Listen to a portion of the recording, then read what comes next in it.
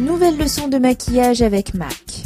Au programme, le look Smoky Girly. Pour réaliser un œil charbonneux, vous avez plusieurs solutions. La mienne va consister en première étape à appliquer un crayon crémeux à l'intérieur de l'œil, donc dans la muqueuse, qui va déjà me donner une direction. Avec ce même crayon noir, je viens colorer la ligne de mes cils, donc je vais au plus proche de mon cil et je fais des tout petits pointillés afin de combler, je dirais, la peau visible du ras de cils. La deuxième étape va consister à colorer la paupière. Pour ce faire, je vais utiliser un fard crème et ensuite je vais venir avec un pinceau encore plus souple travailler cette couleur afin de la fondre dans la peau pour éviter de créer une démarcation.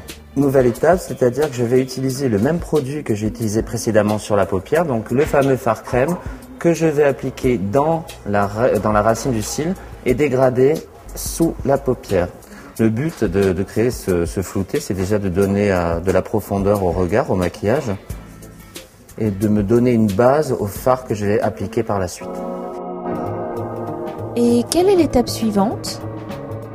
Alors, cette nouvelle étape va consister à l'application d'un fard sec, donc un fard à paupières classique en poudre, sur la couleur que j'ai précédemment appliquée. Donc je l'applique sur la totalité de la paupière mobile avec un pinceau très souple.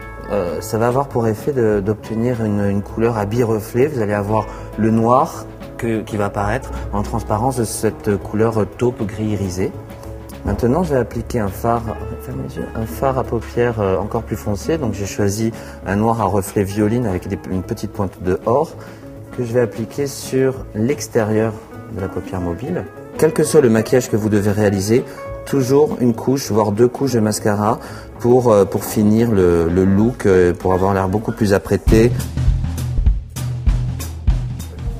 Je vais maintenant appliquer un rouge à lèvres que j'ai choisi dans une couleur prune violine et dans une texture transparente. Maintenant, j'utilise un gloss prune très foncé que je vais appliquer sur la totalité de la lèvre en commençant par le centre.